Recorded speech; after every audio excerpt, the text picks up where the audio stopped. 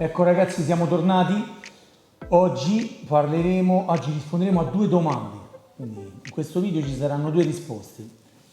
Perché in tanti mi avete scritto due cose che è logico che le spiego io e uno può dire vabbè tu lo dici perché magari sei di parte oppure...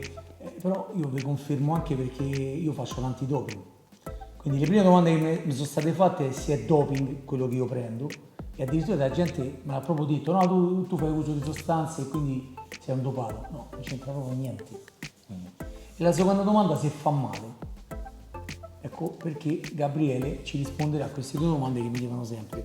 Che io rispondo, già ho risposto, però voglio che una persona qualificata possa dire... Allora, in qualità appunto da direttore del Dipartimento di Ricerca e Sviluppo di Yamamoto, posso in maniera del tutto trasparente dire che i nostri integratori sono tutti certificati a bollino doping free. Quindi tutti, io posso confermare perché io ho fatto, quando io combatto e faccio main event, faccio l'antidoping. Quindi tutti privi da elementi contaminanti che possono inquinare o comunque alterare quello che è una composizione del tutto estranea a tutti i principi e comunque gli elementi sintetici chimici condannati dalla WADA.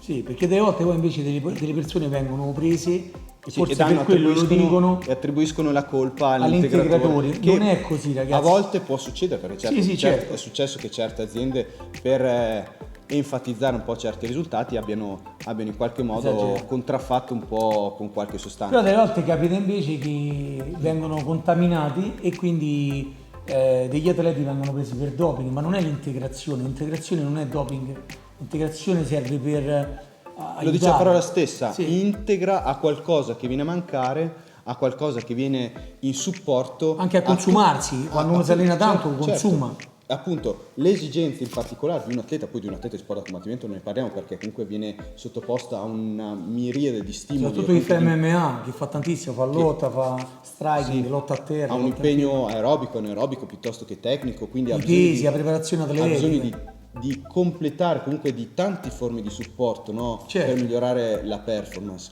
Quindi appunto l'integrazione in quest'ultima parte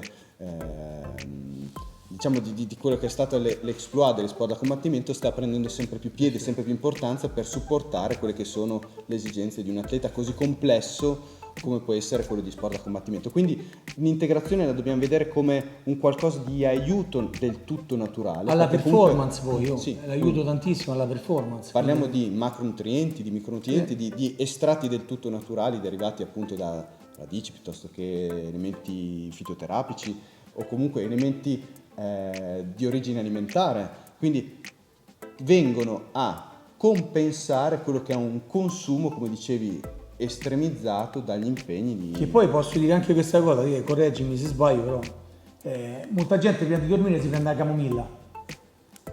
Io ad esempio lo dico sempre, io prendo il cordyceps o l'Ashtanga che è ginseng indiano, però stiamo parlando sempre di prodotti, di radici del tutto naturali del tutto e fanno effetto come quelli che dicono te, io prendo la camomilla e dormo.